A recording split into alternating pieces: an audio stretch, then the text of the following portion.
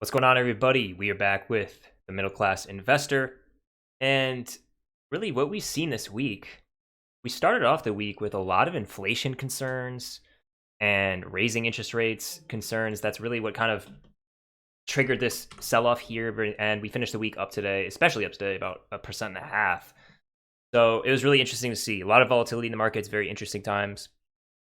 Jerome Powell has come out and said multiple times, and I said this last week, he does not plan on raising rates until 2023 or somewhere around then. He really wants to see the economy recover from this crisis. I think investors overreact and they get very scared when they hear rising rates. It's not good for equities, but I really don't think that's in our future. And we've seen some of that fear go away, especially near the end of the week. But it's interesting. I mean, the market's almost hitting all-time highs again. We'll see where it goes from here. Some interesting news did happen, though, with some of my few positions. The first one is Carnival.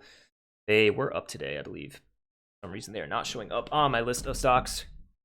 Or I don't see. But, so, what did we see this week? The beginning of the week, we saw Carnival really sell off instantly. And that's because I think a lot of investors were pricing in that the CDC would come out and let cruises cruise again. And they came out, right here. They came out and said that their no sale order will not be suspended and that will remain intact until November. For me, I didn't expect cruises to even sail until November anyways, or near the end of 2021. So it's not a huge deal. They have enough liquidity to survive. Thought this was a little bit of an overreaction. And we've seen this consolidate over the next few days and recover a little bit today. This will probably remain kind of deflated until we get closer to November and can get some better guidance, but there's still some uncertainty there. So yeah, because of the CDC coming out and saying the no sale, I mean, this position was down quite a bit, and we'll see that in my Robinhood account. My second position, PLTR, Palantir, nothing really, there was no major catalyst this week. I mean, I think this thing's trying to find a bottom. It broke this 2250 support a few days ago. Looks like it's consolidating. We'll see. If this hits 20, I mean, I don't think this goes below 20. Kathy Wood added to her position. She's an ETF manager that specializes in disruption and disruptive investing. Check her out. Check her research out if you haven't yet. But yeah, so I'm gonna wait for this thing to recover before I start selling and hedging calls on this again. I continue to do research on how their products differentiate, looking at different case studies on how Palantir's actually used Foundry and Gotham, and I like what I see. I can definitely show you some of that research in the future. But yeah, this thing continued to sell off, mainly due, I think, a few reasons. I mean, the lockup period ended, mixed earnings. Alex Karp came out and said, like I said last week, he came out and said that you don't have to invest in Palantir. It's a longer term company. They're not focused on short term results. This is definitely a longer play. So I'll look to hedge some of my cost basis away in the near future as this recovers.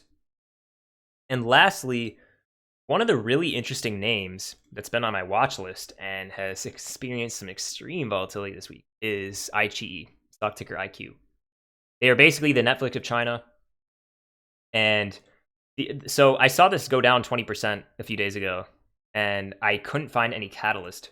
It's now down around 50% from its highs that it hit just a few days ago. And I guess the main reasoning, this has been happening with a lot of different Chinese companies, Baidu too, its parent company. And I guess the only fear is delisting concerns.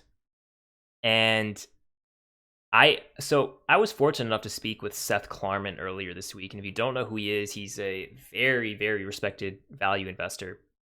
And he said there are some times he talked about investor psychology and how there are a lot of overreactions, like I said, on short-term results.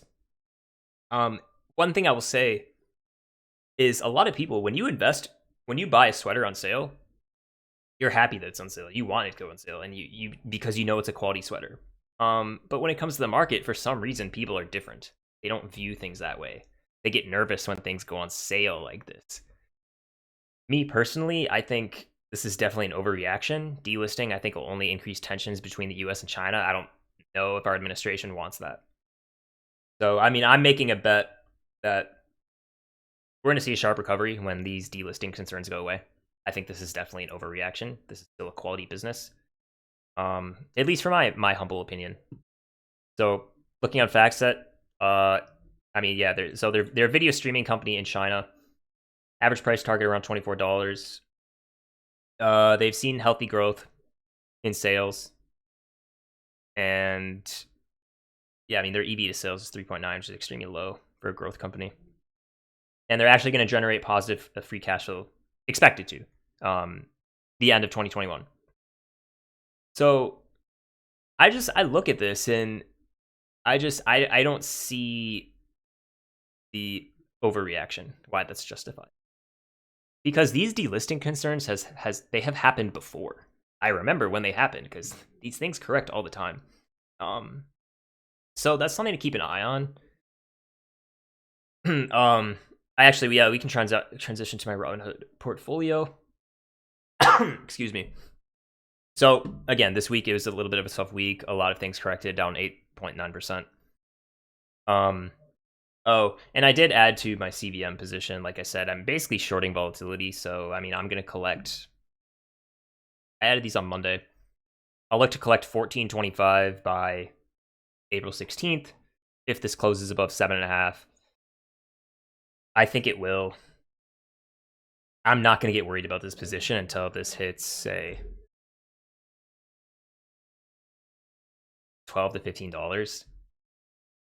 Even so, I mean, from its current spot, it's got to correct about 52%. There has to be a major catalyst. Otherwise, I don't think this will just happen out of the blue. I'm not surprised if we see this correct back to, say, revert to the mean that it was trading at before this kind of huge catalyst spike here. But something to keep in mind. Volatility's historically much higher than it was. Thought it was a good time to short. Collect a nice premium for that, hopefully. So we can always manage that position and reduce some risk if we have to, but I'm going to keep that as is. I added to ITE today. I just bought one call. I don't have a lot of buying power right now, which I'm kind of stretched, which is unfortunate. This isn't really the ideal position I want to be in, but I bought a 22.5 call expiring in May, end of May. I think we're going to see a sharp rebound, and I mean, I'm already up 21% on that very small position. And then our two main positions haven't changed here with Carnival and PLTR. So looking forward, what can we expect from the weeks ahead? Well, I think we're going to see some continued consolidation with these two names. Hopefully Theta Decay and IV Crush will help with this one. No one can predict the future, but I'm hoping IGE will start to rebound sharply as well. So there's a lot of things to pay attention to. We might see tech continue to correct if inflation fears and if interest rate hikes come back, but I don't think that's actually relevant. So we'll see what happens, but those are the names I'm keeping an eye on. Tech and also Fubo, I thought was really interesting. This thing has corrected 64% from its highs that it hit back in February. They're a smaller streaming service. I actually use them to watch football, but they're going into sports betting, I believe. So I'm interested to see how. I know that's what they talked about the earnings call. I'll have to do more research, but depending on how that pans out, I mean, this thing has 200% upside based on where it was historically. I have no idea what the actual price targets are on Fubo, but I've just seen it correct. And if it falls down to under 15, back to where it IPO'd, I might look to enter a very small position. So that's what's going on in the markets. I hope you guys enjoyed this episode. As always, leave your comments. What are you trading? What positions are you focusing on? Investment thesis are you developing? And I will see you next time.